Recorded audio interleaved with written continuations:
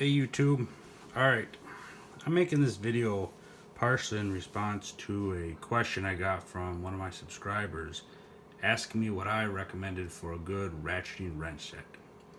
And I've been thinking about that lately as well, especially since I've gotten the chance to use my new Gearwrench X-beam ratcheting wrench. It has been a revelation, to say the least, at how nice they are and how easy they are on the hands and the wrist too. But anyway, I'm just going to go through all three of these. Obviously, you've probably seen the other two, but hey, let's go ahead and do it. So, first of all, from personal experience, I had this at my last job. Really good ratcheting wrench. You cannot go wrong with this. It's got the reversing mechanism, just makes it that more versatile. It's got the 15-degree bend right here, so you have clearance, and then also has a little bit of a degree bend right here on the head part.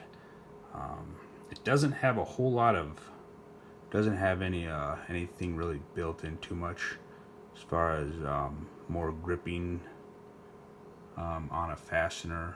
There's a few lines you can kind of see machined in there, but other than that, it's cut to a certain shape, so that I guess you could say that's a positive. But anyway, personal experience, this is a really good all-around ratcheting wrench.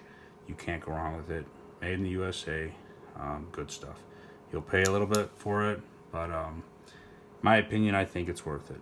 So strong consideration right there. Now, the new guy on the block had these for about, what is it, a week, 2 weeks, and I've already used them plenty.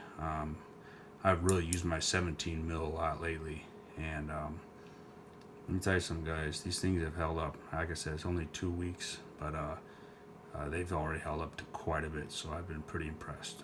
Now, the biggest selling feature on this style of wrench is what they call the X-beam, where when you're on a fastener down here, then your hand is on the wide part of the beam or of the wrench. So it's so much easier on the hands, and it's a lot easier to do wrenching with your fingers in case it's a tight spot.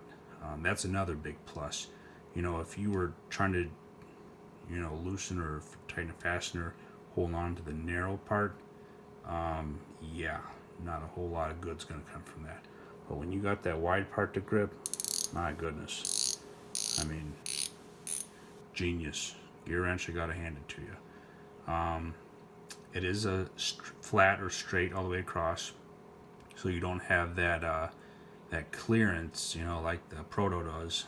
But I think Gearwrench also makes this style in a ratcheting, or excuse me, in a reversible, and with a like a 15 degree down here. So that's always something to keep in mind too. But they don't carry those at my store or at my Menards. This is all they carry at Menards, this flat style. So either way, really good wrench. I can highly recommend it.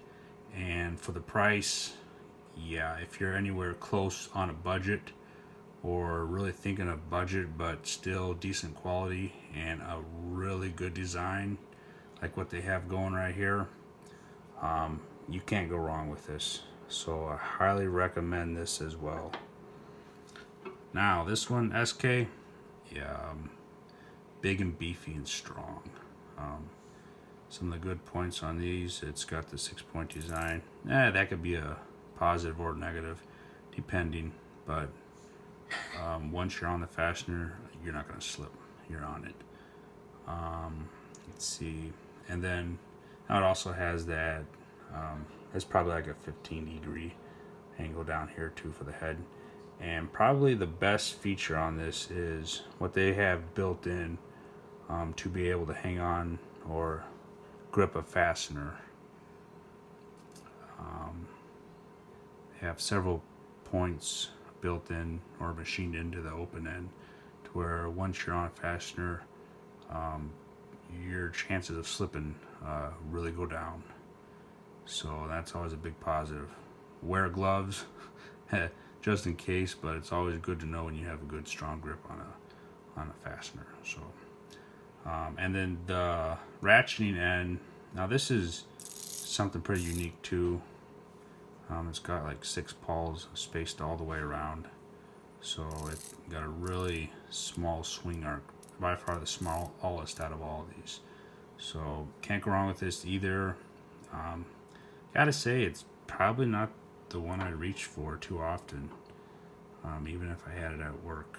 But this is all I have at work for ratcheting wrenches. But I've been extremely pleased with these, and it's so easy on your hands and your fingers. So yeah, you know, and this is probably like yeah,